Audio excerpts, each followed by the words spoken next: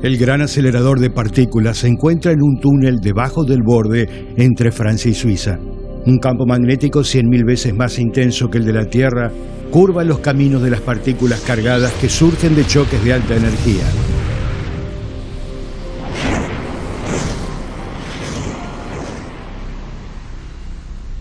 Esos caminos curvos de las partículas revelan la masa, la carga y la energía de las mismas.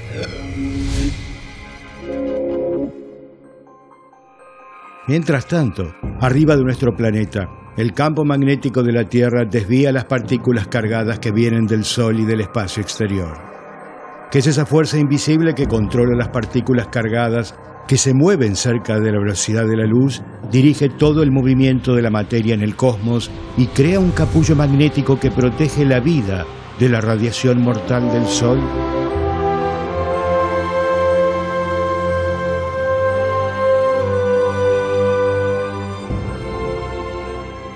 Nuestra estrella, el Sol, es la fuente que nos da luz y calor en el sistema solar, manejando el clima en la Tierra y permitiendo la vida en el planeta. El magnetismo hace que el gas caliente suba encima de la superficie visible del Sol. Esas manchas solares parecen inofensivas, pero la mayoría de las erupciones potencialmente letales comienzan en esas regiones activas.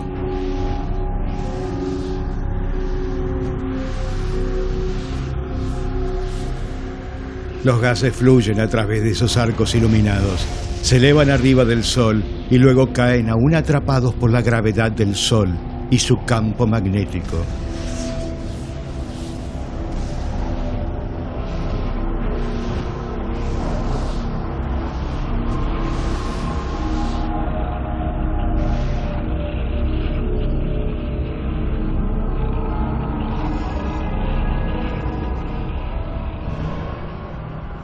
El campo magnético del Sol se enreda. Usualmente la gravedad del Sol hace que esas erupciones vuelvan a caer. Pero si está muy enredado, esos arcos se pueden romper, liberando chorros calientes al espacio en forma de eyecciones coronales. Si esos chorros se dirigen a la Tierra, una violenta explosión de partículas cargadas puede golpear en 1 o 2 días nuestra magnetosfera que nos protege.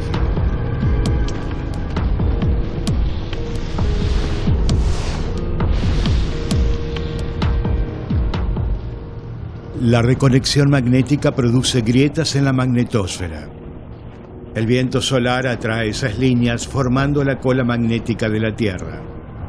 Esas líneas estiradas se conectan nuevamente, lanzando partículas cargadas en la atmósfera superior de la Tierra, formando bellísimas auroras en los polos. La aurora boreal, o las luces del norte, ocurren con mayor frecuencia a lo largo de una zona circular que pasa por Alaska, Canadá, Groenlandia, el norte de Escandinavia y Rusia. Debido a que la cola magnética se produce en el lado nocturno de la Tierra, las auroras más intensas, dinámicas y bellas ocurren cerca de la medianoche. La órbita baja de la Estación Espacial Internacional la mantiene protegida dentro del campo magnético terrestre. A principios del 2016, los astronautas se reunieron en la cúpula, su lugar favorito para ver abajo la Tierra.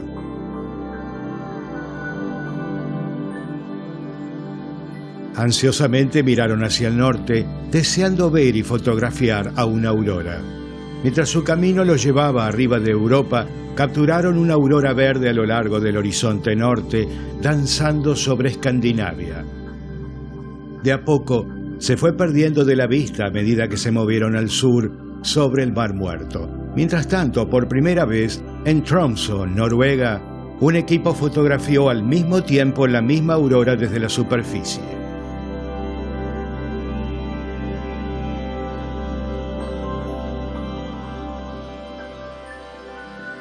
La aurora es un espectáculo misterioso, impredecible, de luces fantasmales en el cielo nocturno.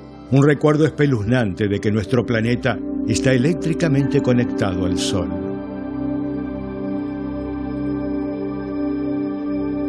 Las auroras pueden aparecer como arcos largos y angostos que se extienden por arriba nuestro de horizonte a horizonte. Vistas de lado se parecen a rulos que se arquean, doblan y enrollan. Sus rayos parpadean a lo largo del campo magnético de la Tierra, formando cortinas sopladas por un viento imaginario. También pueden desplegarse como una corona celestial, rodeando el cielo con un velo misterioso.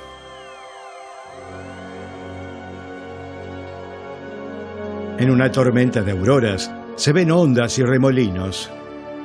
Nuestros antepasados veían grandes dragones o serpientes en el cielo. En el norte de Europa, la aurora parecía un resplandeciente arco de dioses que viajaba desde los cielos a la tierra.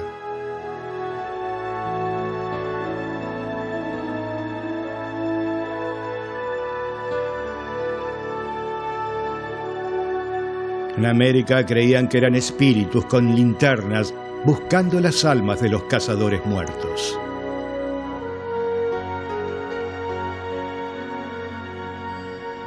Los rayos de las auroras siguen las líneas de fuerza del campo magnético de la Tierra. Los átomos de oxígeno emiten una luz verde cuando electrones de alta energía los golpean.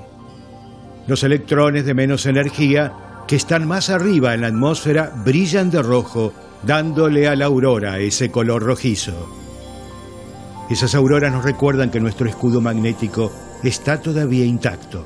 Cuando los electrones de alta energía golpean los átomos de nitrógeno, los átomos producen auroras azules en grandes altitudes y a veces auroras color púrpura a bajas altitudes. La mezcla de colores puede producir púrpuras, amarillos, rosados y blancos. Cuando vemos las auroras desde sus lados, uno se da cuenta que los distintos colores se forman a distintas alturas en la atmósfera. Estas auroras rojizas se extienden en el cielo.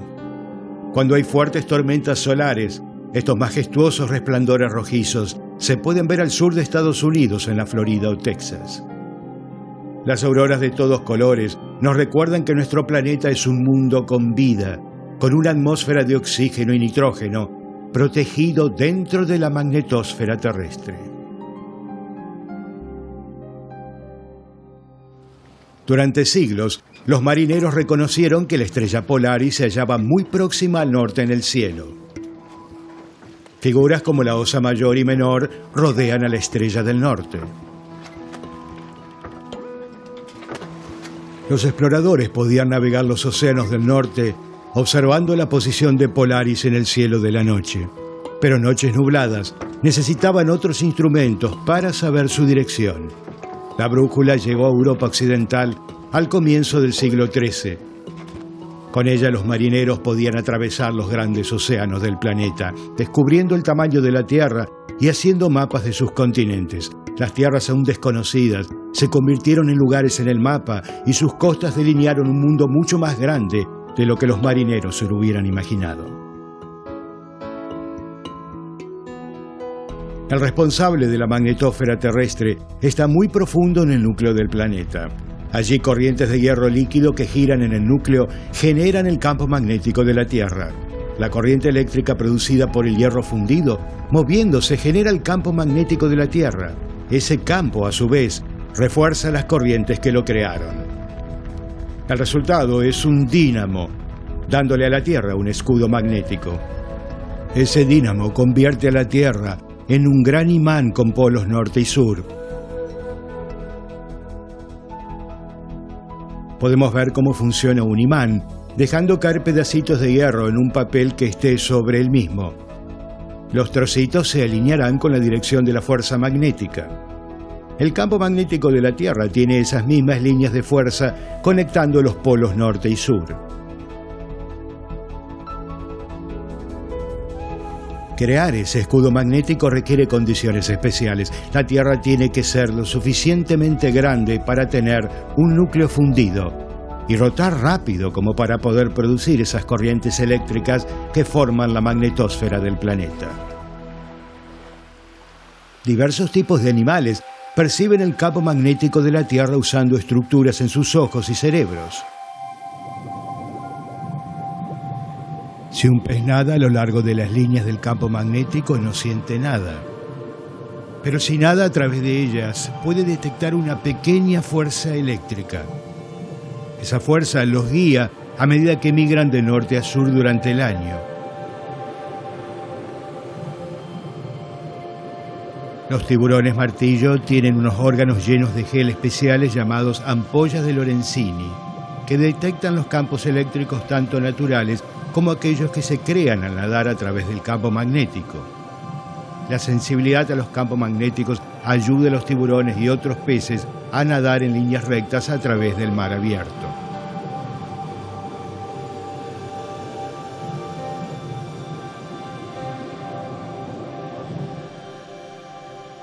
El suelo del Océano Atlántico nos enseña que el campo magnético de la Tierra no siempre fue así. Una cresta corre de norte a sur en la cuenca del Atlántico. Aquí el magma fluye hacia arriba, se derrama y se convierte en roca rica en hierro.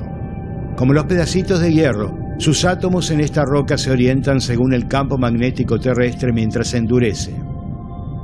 Estudiando esa orientación que va cambiando, sabemos que los polos magnéticos de la Tierra se han invertido varias veces en la historia geológica. Ahora el campo magnético de la Tierra decrece en fuerza cada década. Podría haber una inversión en los polos magnéticos pronto, quizás en los próximos miles de años. Nuestra avanzada civilización depende de los campos electromagnéticos para la comunicación, el transporte, la producción de electricidad y la distribución de energía. Cuando los polos se inviertan, la Tierra estará temporalmente sin su magnetosfera.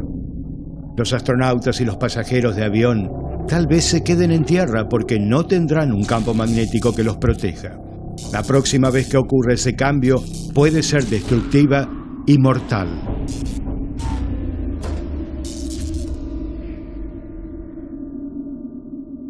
En marzo del 2015, la NASA lanzó una misión llamada MMS a bordo de un cohete Atlas V. Su misión era observar las condiciones que permiten a las partículas cargadas atravesar el campo magnético de la Tierra.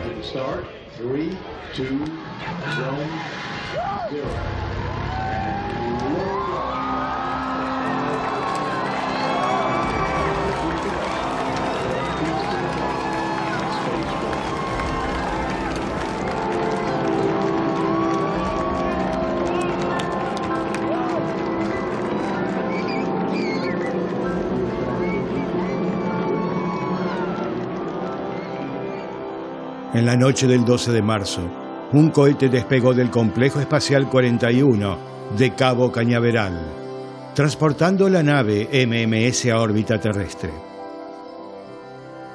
La misión MMS requiere que 4 naves espaciales iguales trabajen juntas para obtener la primera vista en 3 dimensiones de la reconexión magnética, un proceso no muy bien entendido que le ocurre a la magnetosfera de la Tierra y también al Sol y en todo el universo.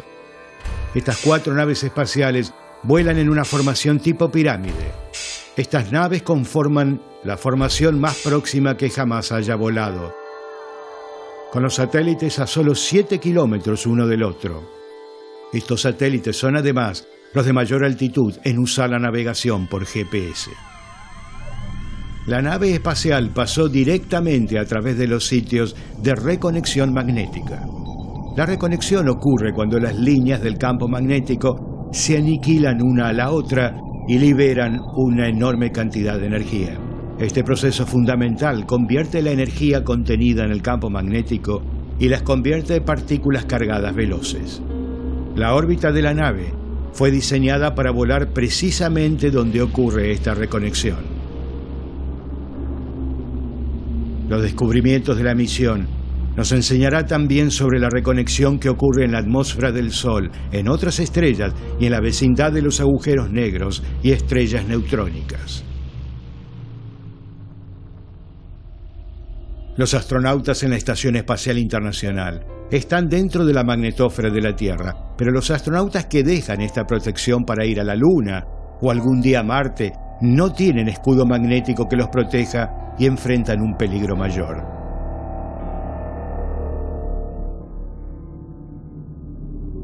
De 1969 a 1972, los Estados Unidos envió 21 astronautas más allá de la protección de la magnetosfera. Estas misiones Apolo fueron programadas para que coincidan con un mínimo en la actividad solar, cuando el viento solar estaba más débil. Aún así, el 2 de agosto de 1972 se produjeron en el Sol 3 poderosos flares durante 15 horas. Los astronautas del Apolo en su módulo de comando no hubieran sobrevivido a ese flar si se hubiera producido 4 meses antes durante el Apolo 16 o 4 meses después durante el Apolo 17. Los astronautas del Apolo en la superficie lunar estaban expuestos al Sol y menos protegidos que aquellos que se quedaron en el módulo de comando.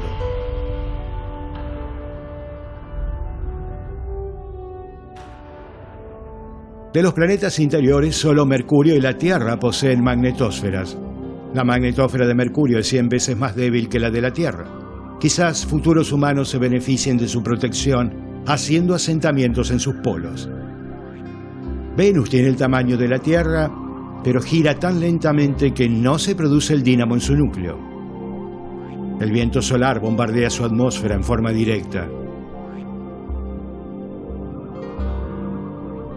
Aunque su rotación es rápida, Marte no posee un núcleo de hierro líquido para crear un campo magnético global.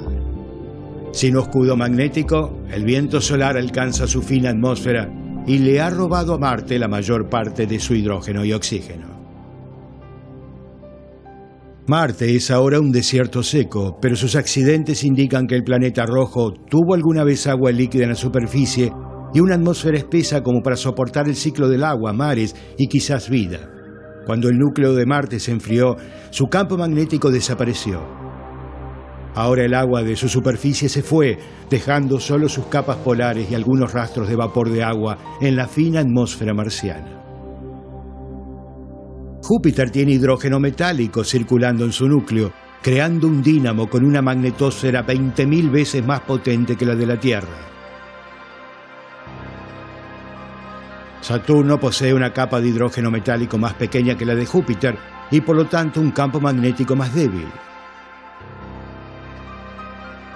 Urano tiene tanto gases como hielo de agua, amoníaco y metano. Aunque este planeta gira acostado, su escudo magnético inclinado lo protege como a los otros planetas gigantes. El campo magnético de Neptuno, muy fuerte, también está inclinado y hace que a veces los polos se expongan a una explosión solar.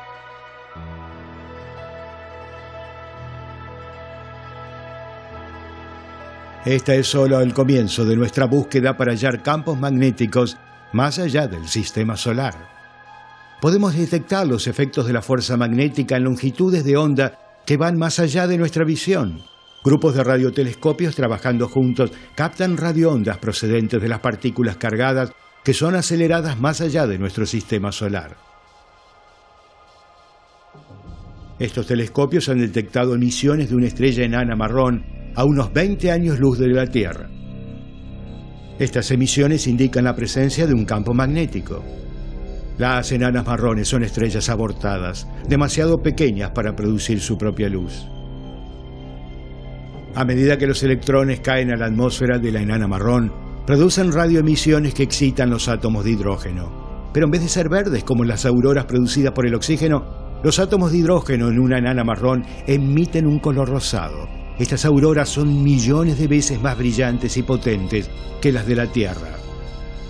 El descubrimiento de auroras más allá de nuestro sistema solar nos ayudará a detectar auroras alrededor de otros objetos, especialmente planetas distantes.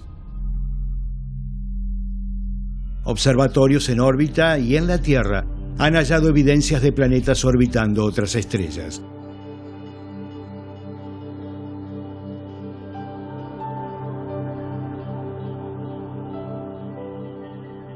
Debemos ser capaces de detectar campos magnéticos a distancias interestelares para poder identificar aquellos planetas que sean habitables. El planeta cercano gigante HD 189733b eclipsa su estrella cada 2 días terrestres.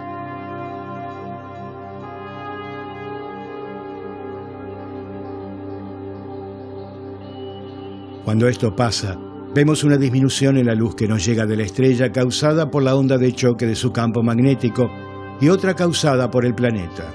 Este ha sido el primer descubrimiento de una magnetosfera alrededor de un planeta extrasolar. Vivimos en el disco de una galaxia espiral barrada con más de 200.000 millones de estrellas. Sus brazos espirales se extienden alrededor nuestro, creando esa banda neblinosa, la Vía Láctea.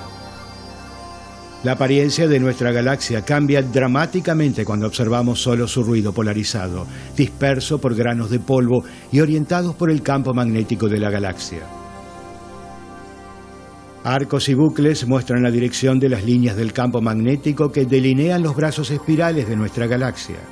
La banda negra marca el centro del plano galáctico.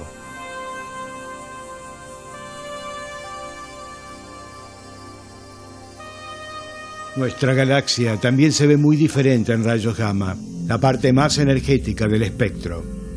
Observatorios orbitales de rayos gamma como el Fermi pueden distinguir las fuentes de luz más energéticas del universo. A menudo son estrellas colapsadas con campos magnéticos muy ajustados, enfocando la luz que emiten. La nebulosa del Cangrejo es el remanente de una explosión de supernova que los humanos observaron casi 1000 años atrás. En las profundidades de esta nebulosa reside una estrella que rota muy rápido. Aquí un intenso campo magnético enfocó la radiación a través de los polos magnéticos de la estrella, produciendo un haz de radiación que barre el espacio como un faro de luz. Aquí el campo magnético de la estrella contiene y dirige el flujo de materia cargada.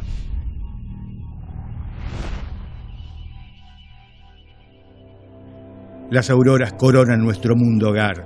Nos prometen que nuestro campo magnético todavía nos protege de las tormentas solares mortales y de los rayos cósmicos que vienen desde las distantes supernovas.